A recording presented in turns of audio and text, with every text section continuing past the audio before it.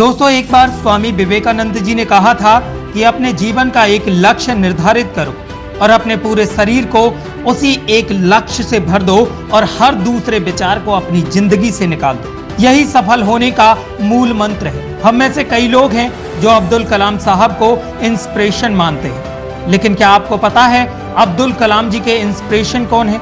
स्वामी विवेकानंद जी। और सिर्फ यही नहीं बल्कि और भी कई सारे ऐसे लोग हैं जिनके इंस्पिरेशन स्वामी विवेकानंद जी हैं। आज हम स्वामी विवेकानंद जी के जीवन की दो कहानियां आपके साथ डिस्कस करेंगे और ये दो कहानियां आपके जीवन की बहुत बड़ी सीख होंगी।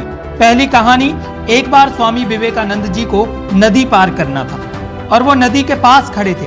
तभी एक साधु ने आकर उनसे पूछा, क्या आप ही हैं स्वामी विवेकानंद? स्वामी विवेकानंद जी ने जवाब दिया, हाँ मैं ही हूँ स्वामी विवेकानंद। तभी साधु ने पूछा, स्वामी जी आप नदी के किनारे क्या कर रहे हो?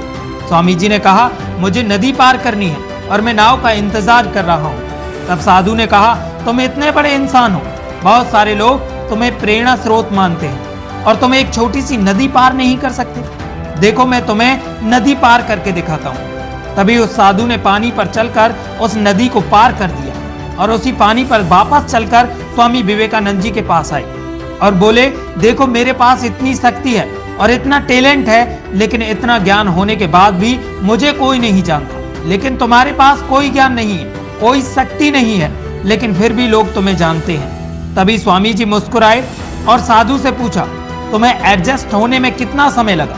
साधु ने कहा, 15 साल। इतने में स्वामी विवेकानंद जी की नाव आ गई। स्वामी जी ने अपने साथ नाव में उस साधु को बिठाया और वहां से चल दिए। दोनों ने नाव में बैठकर नदी पार की।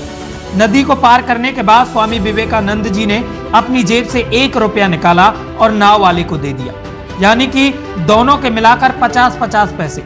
तभी विवेकानंद जी ने साधु से कहा कि जो काम तुम सिर्फ 50 पैसे में कर सकते थे, उसके लिए तुमने अपनी जिंदगी के 15 साल बर्बाद कर दिए, और यही 15 साल तुम अगर समाज की भलाई में लगाते तो आज तुम्हें भी पूरी दुनिया जानती।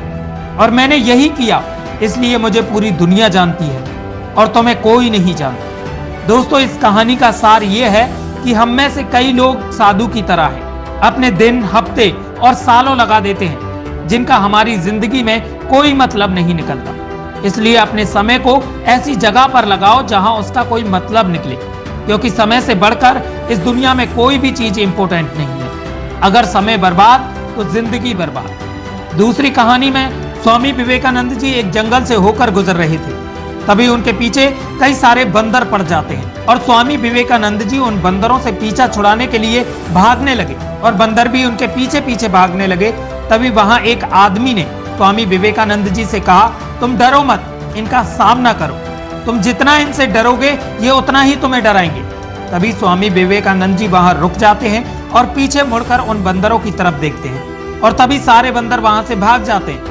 दोस्तों, इस कहानी की सीख है कि इन बंदरों की तरह ही हमारे नेगेटिव थॉट्स होते हैं जिनसे हम डरते हैं और भागने की कोशिश करते हैं। जितना ज्यादा हम नेगेटिव थॉट से डरेंगे ये उतना ही ज्यादा हमें डराएंगे।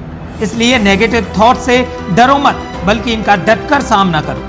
अगर आपको वीडियो पसंद आया हो तो लाइक, कमेंट और शेयर करना ना भूलें। साथ ही चैनल को सब्सक्राइब कर बेल आइकन जरूर दबाएं।